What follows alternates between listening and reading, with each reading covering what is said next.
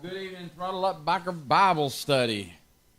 I'm a little tired today. I was kind of busy over in the little house, so.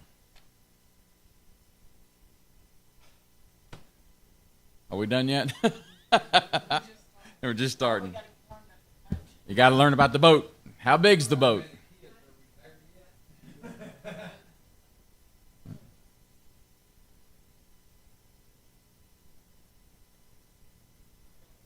You're right. Yeah. All right. So the boat's huge. 300 cubits. What's a cubit?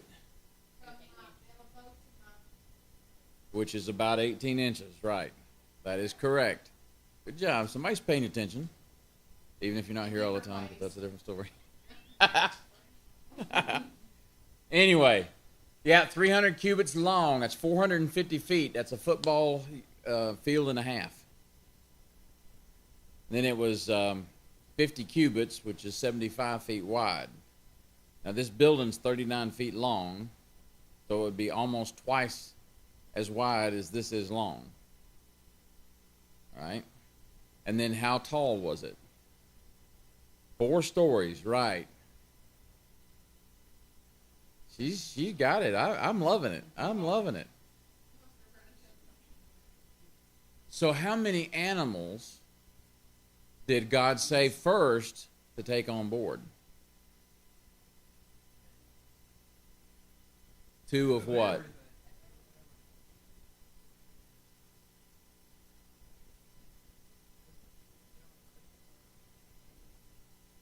Very good. So 2 of everything that crawls or flies, but he didn't say anything about the fish, right? We talked about that over and over again.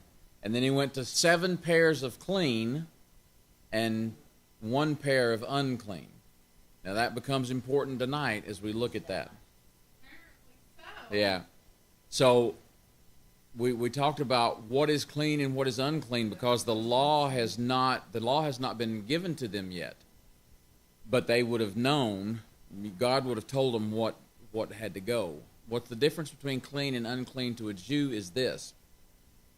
In the law, it says you can eat anything except that of the cloven hoof, which is pigs, camels, things like that, horses, right? And then certain lizards you cannot eat, and things like that, because the God had determined those things unclean for the Jews, not that they were unclean. And people need to understand that because years and years later, I can never remember if it's Peter or Philip. I think it's Peter sitting on the roof, has a vision of a sheet that comes out of heaven with animals of all kind. And the voice from above says, "Rise and eat." And Peter goes, I can't. Those are unclean. And the voice tells him, if God made it, it is not unclean. What makes it unclean is how man treats it.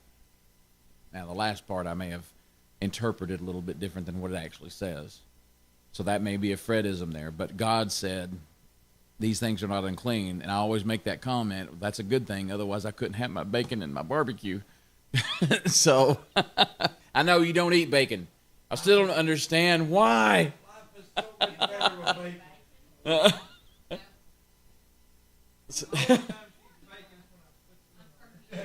She's from South Rockwood, yeah. Oh man, pork chops and yeah. Okay, so we talked about there's 7 pairs of clean and a single pair of unclean. So Noah would have known what that meant, even though the law's not been written yet. And I made sure we covered that, right? And then God said, all right, Noah, it's time. So Noah gathered the animals. Well, you kind of have to question how many animals. We think that, and we talked about, is it one of every breed of a species, or is it just 2 of a species, a male and a female? Is it a St. Bernard and a Chihuahua? That's the one I keep coming up with, right? Or a Clydesdale and a miniature, right? So We don't know, but it doesn't matter. God said it, and they came. And here was my question. It doesn't say that Noah guided the animals in, even though that's what everybody depicts it to say. Did God just make the animals appear on the ark? We don't know. But then the last sentence, and I was trying to put it up on the screen, but for some reason it didn't work. And then we'll do this. We'll pray and get into this. But also it says at the end of chapter 7, last verse, and no, not that. Where are they? Where was I going to read? 16. And the Lord shut him in. So you got to think about how big the door had to be. And did it have a ramp? Did it have hinges? Did it have, a double locking system? What did it have? We don't know, right? It's just a door. And the animals got on the boat, right? And then it says God shut them in, sealed it shut. And I was going to have all these beautiful pictures and references for you, but it didn't work. That's okay. We'll have them for next week. All right? We'll be through with the story of Noah then, but oh well. Here's what you have to think of. Now, this 4-story floating hotel with all these animals that will not eat each other because God said not to. But Noah was told to take food for them. So you have to think about the carnivores. What did the lions and tigers and bears eat? Oh, my. Well, bears would eat berries. We know that. So aren't you glad your name's not Barry? Anyway, so all of these things you can think of and let your mind run wild. But what matters is God said it, Noah did it, and then God shut them in. Right? All right. And it started to rain. They'd never seen rain before. And the rain came out of the sky. The rain came up from the ground. And the rain came from the heavens, or what we read in the beginning was the expanse, right? So all this water is coming from everywhere to cover the whole of the earth, not just the area they were in, and including the highest mountain. We don't know which one was the highest at the point. It doesn't matter. By 15 cubits, or 22 feet. So if we think of our highest mountain, Mount Everest, right? And I don't know what it is. Let's just say it's 16,000 feet. Plus 22 more feet of water. So that's pretty. No, you can't swim. You can't swim that good. Okay? All right, so that's where we are. Everybody good with that? Then let me pray and we'll get into tonight's study. Heavenly Father, Lord God, thank you again for finding favor in Noah and his family. Lord, thank you for providing a way for us so that we can have this opportunity to speak about your wonderful gift to us of life. Thank you, Lord, for everything that happens here. Lord, just come be with us now in Jesus' name. Amen. So, chapter 8 starts off, once this phone comes up, which it never does right when it goes to sleep. So, there's that. There's TUBBS, Genesis 8:1. Did it come up? Yes. Okay. All right. And of course, if something is said different, please let me know. Right? This is ESV. So it says, but God remembered Noah. If I go back to the last verse that I was thinking of earlier in Genesis chapter 7, remember God shut him in, but the last one, 24, and the waters prevailed on the earth 150 days. That was one of the things I was going to talk about tonight. And I was going to get up and do all this fancy stuff. That ain't going to work. I'm not up to doing fancy, but we know this, right? So God sealed them in, right? And it rained for 40 days and 40 nights, right? We know that for sure. And then it says the waters prevailed for 150 days. That's what we just read, right? All right, so it rained for 40 days and 40 nights, flooded all of the earth. Once that was completed, fully engulfed in water, start the clock, 150 days, right? The reason I'm doing that is because it's interesting to look at calendars kind of stuff at the end of this. All right, so it says that But God remembered Noah and all the beasts and all the livestock that were with him in the ark. Right? God sent them there. Now, that's 4 sets of humans, 7 sets of clean, and 1 set of unclean animals of all creepy, crawly, flying, walking.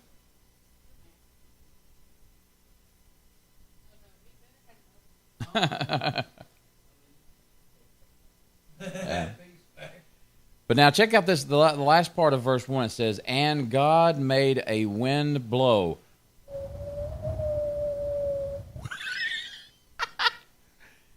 Over the earth, and the waters subsided. Now here's an interesting thing to think of. Remember when the disciples are in the boat, and the boat's out at sea, and the wind and the waves are all crazy, and they're all scared, and they run up to Jesus, who's asleep in the front of the boat, and they say, aren't you afraid? You know, what and what does he do? He tells the wind to stop, and the seas to be calm. Well, here he's telling the wind to blow. He controls. Anyway,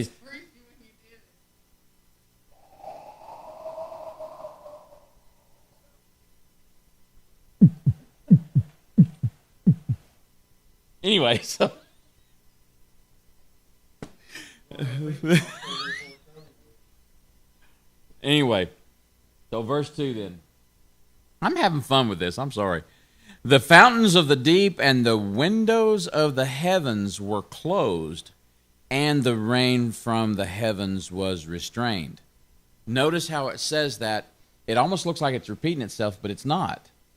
We talked about the water coming up from the ground, the water coming out of the sky, and the water coming out of the expanse. We go back to Genesis 1, where it says, and God separated the waters, and then from the land and the expanse. So this is, again, something we don't think about unless you go to Houston, where that's 100% humidity all the time, right? You breathe that stuff in, it's nasty, right? And that's the air in the expanse, not from the heavens, not from the sky, right? So all of that water is coming down, but now God says, that's enough, stop. So the wind blows, I ain't doing it again, and it all subsides, right? But look at 3 now. So the fountains of the deep, the windows closed, and the waters receded from the earth continually. Now, how does King James say that? Returned. So think about this. You know the way that clouds are formed, right? The sun heats up the water, it turns to vapor, goes up in the air, forms a cloud with dirt in the air and stuff like that, and causes it to rain, and the rain falls to the earth, and the sun heats it up, and it goes back up into the cloud. That is what that word continually or repeatedly or however you said it, that it goes back up into the heavens, it goes back down to the earth. That's where we get that term from, about doing that constantly, like that, okay? So, and the waters receded from the earth. At the end of 150 days, the waters had abated. Now, that's not this 150 days. It's another 150. Okay? Because this is rain, right? And this is water stayed, right? And then this is dries out. Okay? Uh-huh. Yeah, just about. Now, you've got to remember the weird way that our calendar compared to the Jewish calendar works, okay? Sometimes they have 14. I don't remember how it goes. There's 2 months that sometimes they'll have more days than the other months, or they won't have those days at all. Like we have every 4 years leap year, right? Well, they did it with 2 different months out of the year because they wanted to match the lunar thing with the solar thing. So anyway, right. So let's go back in our memory here for just a little bit. How old was Noah when God told him to build a boat? 500 is the right answer. Ding, ding, ding. Give that lady a soda. Anyway, and then how long did it take? It took 100 years to build a boat, and then God sealed it in. And then it rained for 40 days, 40 nights, and it flooded for 150 days, and then took 150 days to dry out. Okay? Watch. Yeah. Yeah, it says that right here. Yeah, it does. So here we go. And the waters of cities. And in the 7th month, on the 17th day of the month, the ark came to rest on the mountain of Ararat. Now, Ararat is in present-day Turkey. And there are accounts for 1,000 years of people seeing a boat-like structure on top of Mount Ararat, including fighter pilots in World War II. But every time they go to look for it, they can't find it. But from the air, they can see it. Now, I've seen documentaries where they found it and they're boring into it and this, that, and the other. But here's some of the interesting things that I saw on this one documentary, and that's what I was going to have ready for you guys, but it didn't work. There was a writing from like 1200 AD that said that this group of men found it and took part of the hull, that it was rotten wood. And then the next one where you see is like 400 years later, it was preserved wood. Wherever this thing settled with all that water and all the sediment on it, petrified it. I think that would be cool to find a petrified section of the ark. Right. So, there's also thoughts out there that there was wealthy people of the world that didn't want that information out, so they had it destroyed, stuff like that. But people keep finding.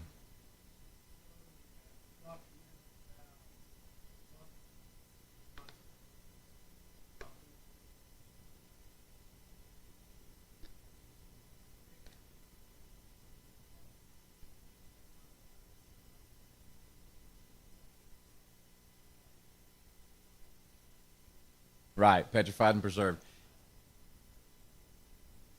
The most credible one that I saw discussed the continental shifts and the raising of the mountains and stuff like that.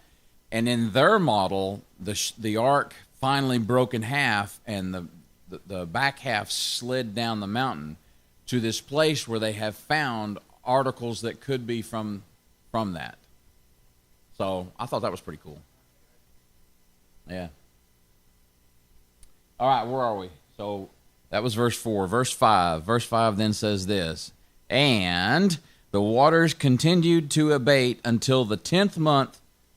In the 10th month, on the first day of the month, the tops of the mountains were seen. Let me back up. So we flooded for 150 days. Then it started to dry out for 150 days. Now it's talking about until the 10th month of that next year, right? So keep that in mind. And then only the tops of the mountains were seen. So this 150 days to dry out was just until the tops of the mountains could be seen. The rest of the earth is still flooded. Okay? So people keep thinking about this 40 days and 40 nights. That's fine, but it's a whole lot, the sequence is a whole lot longer than that, right? So, verse 6. Verse 6 then says this: at the end of 40 days, add that, so another 40 days, Noah opened the window. Some versions say removed the top or the canopy or whatever they call the piece that went up 1 cubit above the top floor, right? Fix. It's raining again. Yeah, that's why I'm hurting so bad. So at the end of 40 days, Noah opened the window of the ark that he had made. Verse 7. Right? And waters were dry. No, and sent forth a raven. Now, mine says raven. Does yours says dove? So,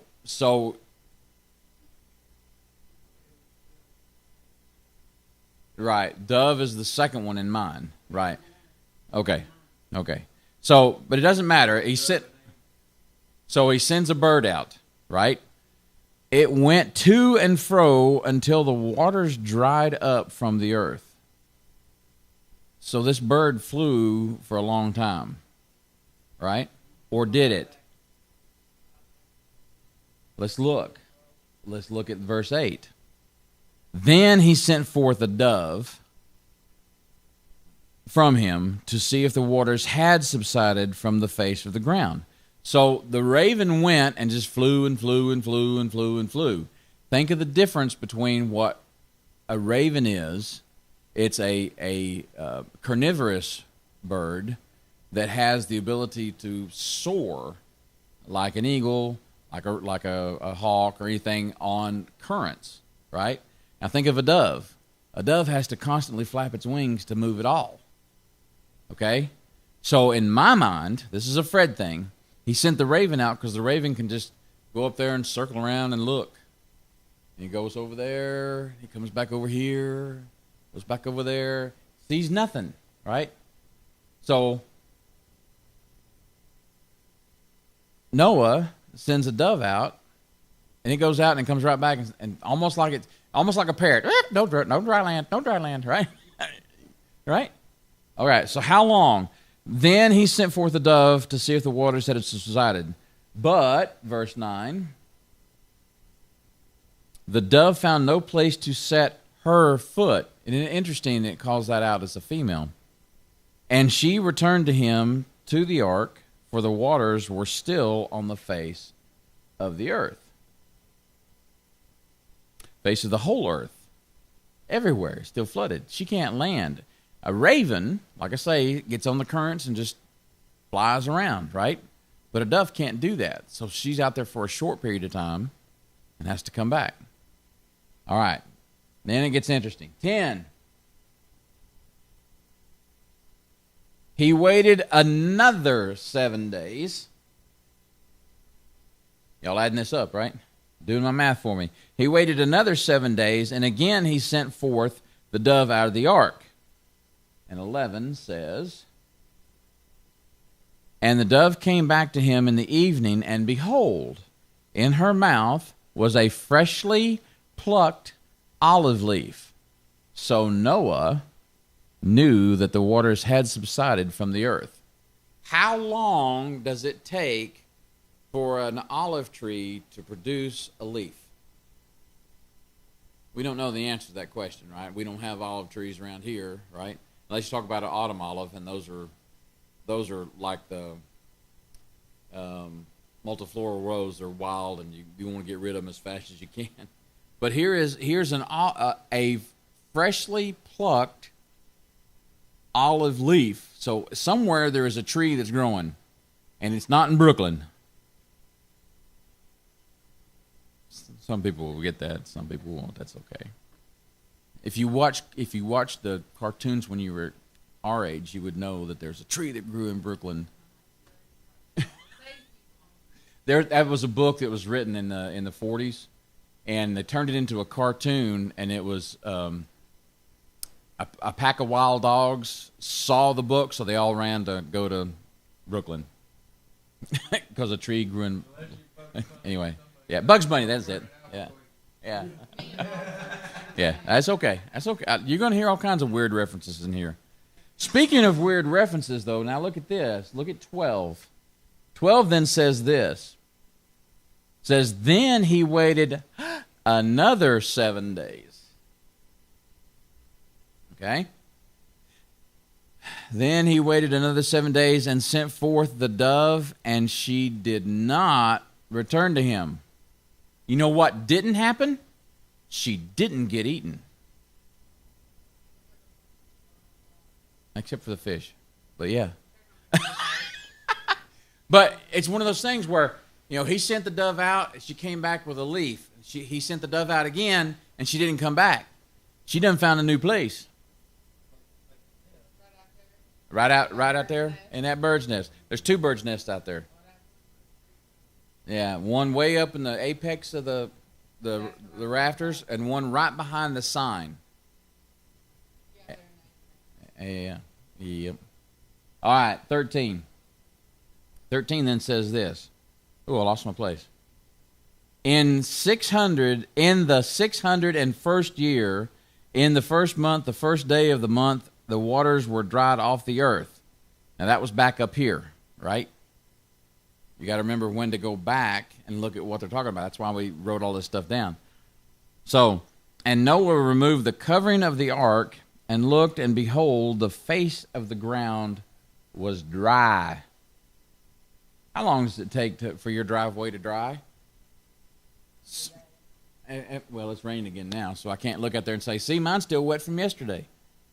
Okay, so, we're talking about a couple of inches of water out here, right? We're talking 22 feet above any piece of land, and now the earth is dry. On the top of Mount Ararat, because that's where they are. So you would have to say that it would probably dry out up there before the valleys, right? Rockwood would have still been underwater. I'm just saying, right? Well, Spring City may be worse than us, but anyway. 14. 14 then says this. In the second month, on the 27th day of the month, the earth had dried out. 15. Then God said to Noah,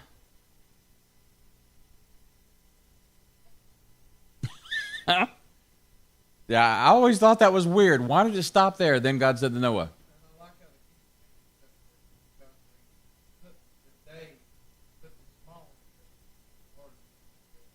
Mm-hmm. Right. In the old way of well, actually, that would be closer to the way the Hebrew is written, because everything is written. It's not backwards. It's like saying the red pen in Spanish would be pen la plis roja. Right. So I don't either. And if that was wrong, I apologize. It wasn't meant to be anything. So 16. We're coming up on it now. Here we go. So 16 says, go out. So then God said to Noah in 15, go out from the ark, you and your wife and your sons wives with you. So he's kicking them out. Take a hike. No rent, no stay. Hit the road, Jack. Oh, there's no road yet. They're on top of a mountain. Anyway, so here we go. So bring out with you every living thing that is with you of all flesh. Birds, animals, and the creepy things that creeps on the earth, that they may swarm the earth. Thank you very much. Mosquitoes swarm. I hate that. Anyway, that they may swarm the earth and be fruitful and multiply on the earth. Okay. So, right, breed and reproduce, right? I've seen, I think the message that says and reproduce. I can't remember. Yeah. So, a thing to point out here, it says, bring out with you every living thing. So where does mine go? My mind says, well, yeah, what's dead on there? Is there anything going to be left? Because he's bringing out all the living stuff. Why does it call out what's living? All of the earth is dead. Now he's going to bring out everything living. Okay? So once again, it's one of those things where until somebody says something odd to make you think outside of that, you would have just said all the things that were on it. Well, we don't know. Is there anything dead, right? Because they had to eat. Now, they ate fruit and nuts and stuff like that. We know for sure. But we don't know, if you know.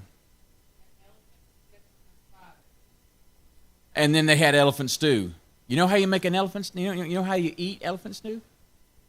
You do. One bite at a time. So I used to have a recipe for elephant stew. It called for like 4 rabbits and 6 heads of cabbage, and it feeds a village of 200 for 6 months or something. It was funny.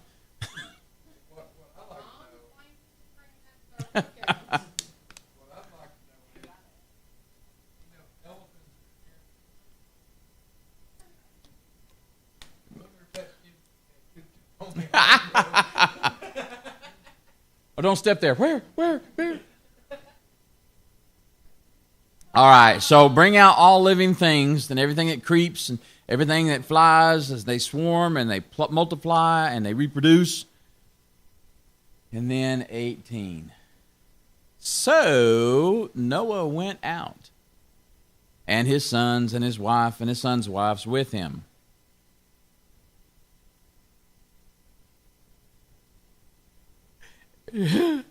Every beast, every creeping thing, and every bird, everything that moves on the earth went out by families from the ark.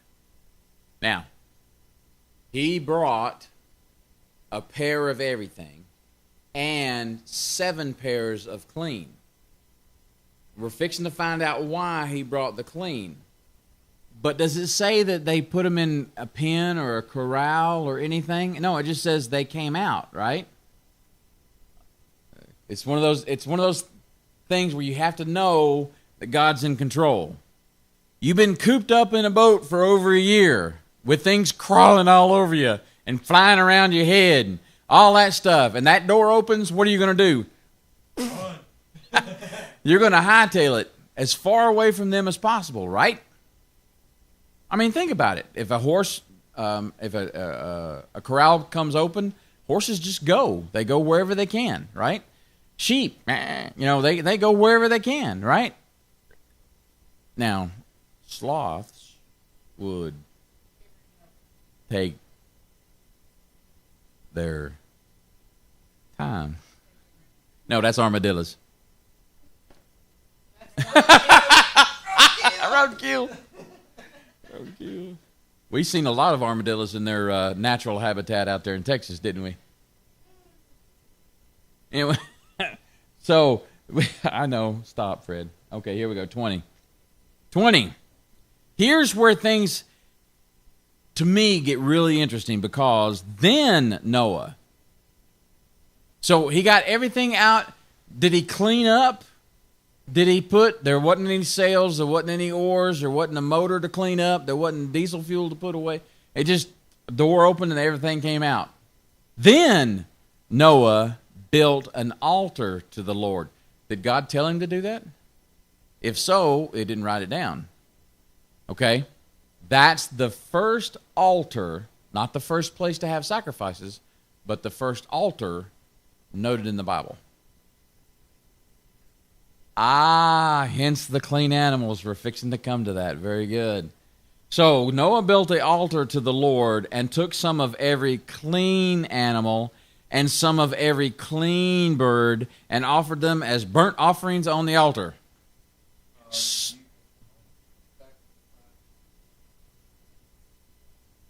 Right.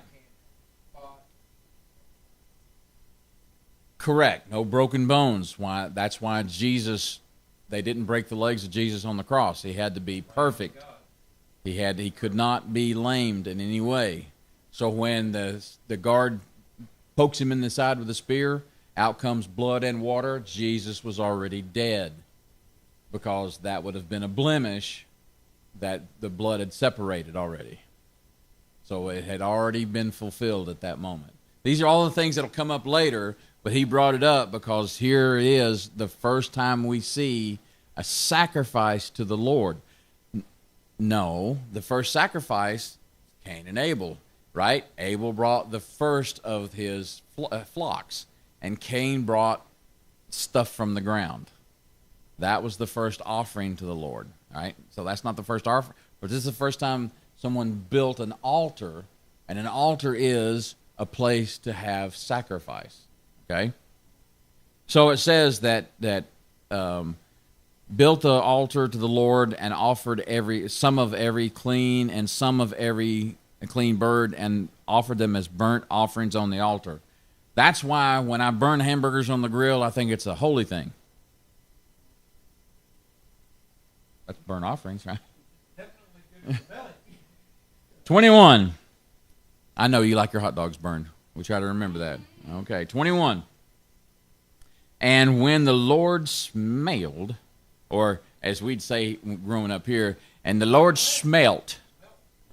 And when the Lord smelt the pleasing aroma, the Lord said in his heart. People are always saying, how can you worship a God that has no heart? I'm sorry, he does. It says so right here. In his heart, he said, I will never again curse the ground because of man, for the intention of man's heart is evil from his youth. Neither will I ever again strike down every living creature as I have done. So, in a couple of weeks, we're going to come across the cities of Sodom and Gomorrah, and you will see that God does smite them, to use the word from that movie, right? He does condemn people. He does the same with Lot's wife, Saul, right? But he doesn't do it to the whole of the earth, and that's where people get really distracted. You know, he didn't break his promise. In his heart, he said, I will never do this again, destroy the whole earth. And he never has. Even in the end days, when the New Jerusalem comes and he wipes out everything, he's not wiping out the ones that are coming back. And he doesn't do it before they're coming. Now, I'm not going to get into the argument about which is first, the tribulation or the rapture, and we can get into that discussion some other time. But what I am going to say is he never breaks that promise. He said it to himself in his heart, I will never do this again. What he's not a liar. He's not ever going to do it again, right? All right. And then the last verse in 8 is 22 says this. Says, while the earth remains, so until I decide that it's done, that's the way I read that. The seed time and harvest, the cold and heat, the summer and winter, day and night shall not cease. He's not ever going to take that away again. And to everything, there is a season. Turn. So, now, back to this. I wrote all this down for a representation of how long it actually took this to happen. We read that it was in the first month and the 17th day of his 601st year. So if you add all of this up, you'll come up to a Jewish year. Okay? So there's 394. Excuse me? Well, yeah, but I'm just talking about the days. How long did the flood last?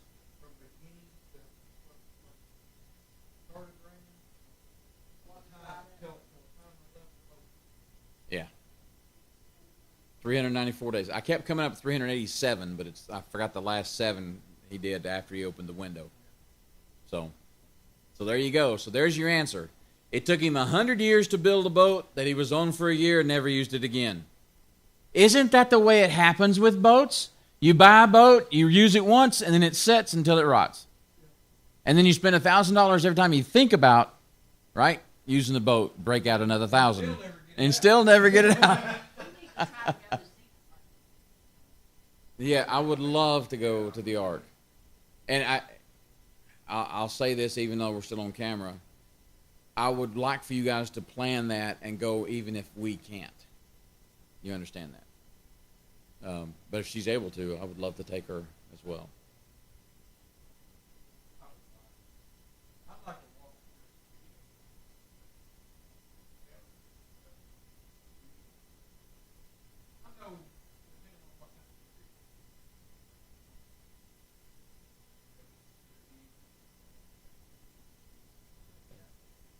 You like that?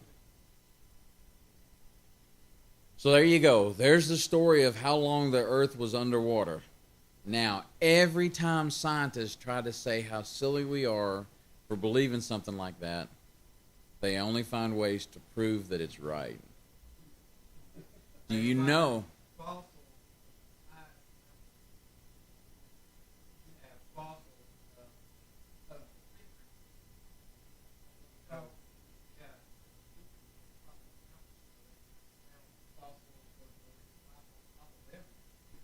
And one of the things about fossils, I heard this one scientist say, is this: something had to happen tragically for it to become a complete fossil. Otherwise, it becomes dust, right? So they always say, well, the meteors hit the earth and it covered it in ash and blah, blah, blah. Well, okay, that's a theory. That's a theory, right? Prove it. Oh, we can't. There's no proof for it. Here's my proof. Right here. It's written down by a bunch of old farmers. Thank God.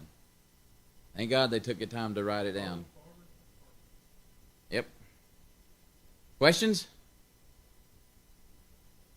So that would have been an interesting 634 days, right?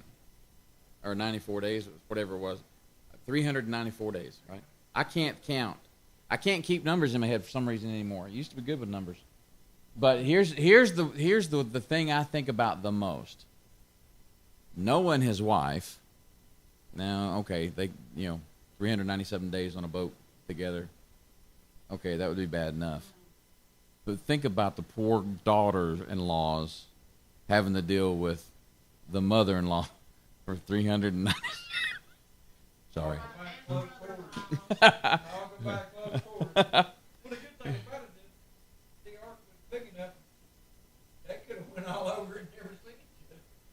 You stink. No, it's the rhinoceros. Really, it is. All right. Any questions?